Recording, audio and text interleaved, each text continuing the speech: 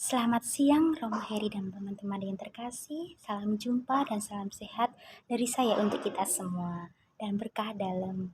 Pada kesempatan hari ini saya akan menceritakan sedikit tentang siapa Nabi Musa dan mengapa saya memilih Nabi Musa.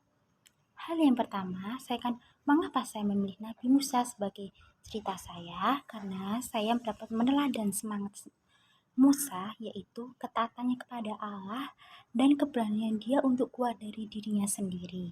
Itulah menjadi titik mengapa saya memilih Musa sebagai teladan hidup saya.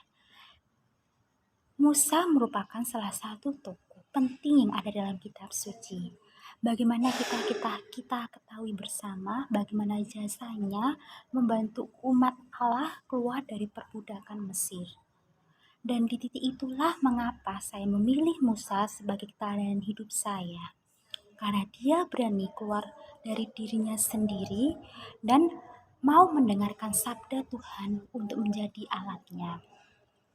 Lalu, apa sih yang bisa ketahui dari Musa itu? Yang pertama, Musa dalam penyertaan Tuhan. Bangsa Israel pada zaman Musa mendapat perlakuan sebagai budak di negeri Mesir pada masa pemerintahan Raja Firaun.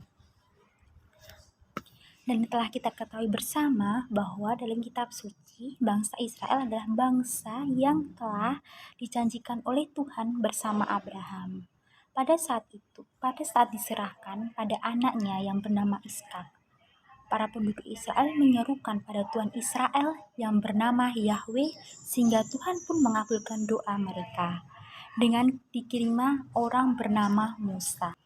Bangsa Israel menyerukan pada Tuhan Israel yang bernama Yahweh sehingga Tuhan pun mengabulkan doa mereka dengan dikirimkannya orang bernama Musa. Beliau telah diramalkan menjadi pemimpin bangsa Israel agar dapat terbebas dari perbudakan Mesir. Firman ini berada di kitab Ulangan bab 34 ayat 10 sampai dengan 12 yang berbunyi, seperti hanya Musa yang dikenal Tuhan dengan saling berhadapan, tidak ada lagi seorang nabi yang telah bangkit di antara orang Israel, baik itu dalam segala tanda dan juga mujizat yang dilakukannya merupakan perintah dari Tuhan bahwa pada tanah Mesir, khususnya pada Firaun dan juga semua orang pegawainya. Selama kepemimpinan Musa selama 40 tahun, Musa senantiasa memberikan ajaran firman kepada bangsa Israel. Melalui mereka, Tuhan atau Yahweh mengutus putranya yang masih tunggal, Tuhan Yesus Kristus yang turun ke dunia, serta menjadi manusia sehingga mati di salib menjadi korban keselamatan yang kudus serta kekal. Sebuah firman Tuhan pun berkata dalam Ulangan bab 18 ayat 15 yang berbunyi, Musa juga menubuatkan Tuhan Yesus Kristus yang merupakan seseorang dari tengah-tengah bangsa Israel. Dia datang dari antara 12 suku Israel, yaitu suku Yehuda yang tidak jauh dengan Musa. Dia juga merupakan seorang anak kandung ketiga dari pasangan Amram dan Yokebed. Lalu, Musa yang melayani Tuhan Yesus Kristus. Di dalam firman Tuhan dalam Bilangan 12 ayat 6 sampai dengan 8 dijelaskan bahwa wahai dengarkanlah firmanku ini, bahwa di antara kamu ada seorang nabi. Aku Tuhan yang menyatakan diriku kepadanya di dalam penglihatan hamba-hambaku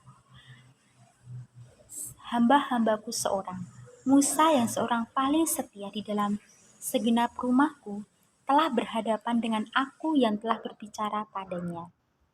Pelayanan yang telah diberikan Musa merupakan salah satu penyampaian firman Tuhan yang menubuatkan Tuhan Yesus Kristus akan datang ke dunia serta mati tersalib sehingga menjadi korban keselamatan yang kudus serta kekal.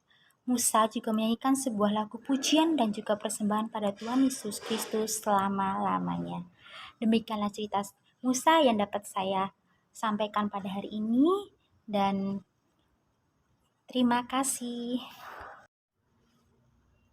Melalui kisah Musa ini, yang dapat saya teladani dari Musa yang pertama adalah ketaatannya kepada Tuhan. Saat dia dipanggil pertama kali oleh Tuhan untuk membantu sebagai alat Tuhan untuk menyelamatkan bangsa Israel dari penjajahan Mesir, merupakan suatu contoh keteladanan kesetiaan yang patut saya contoh terlebih dalam hidup panggilan saya saat ini, di mana saya yang telah terpanggil menjadi seorang biarawati ini, bagaimana saya untuk memiliki kesetiaan yang utuh seperti Musa yang berani memberikan dirinya secara total kepada Tuhan sebagai alatnya. Yang kedua, di mana dia mau mendengarkan suara Tuhan. Panggilan menjadi sebuah misteri. Tetapi sebuah misteri ini dapat kita jalani bila kita juga menyertakan Tuhan dalam hidup kita.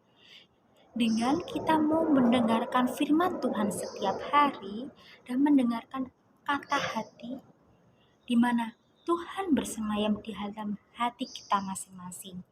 Di sanalah kita dapat menemukan pembelajaran-pelajaran iman dalam kehidupan kita sehari-hari tanpa kita harus mencari dan mencari. Tetapi dengan kita mau fokus dan sadar akan apa yang telah Tuhan berikan kepada kita atas rahmat, kesehatan, dan berkatnya setiap hari yang kita terima, kita telah belajar untuk mensyukuri apa yang telah Tuhan berikan kepada kita. Seperti hanya Musa yang berani memberikan dirinya kepada Tuhan dan bersyukur atas panggilan yang ia terima dari Tuhan secara khusus bagaimana dia menyelamatkan bangsa Israel dari perbudakan Mesir. Sekian yang dapat saya berikan. Terima kasih.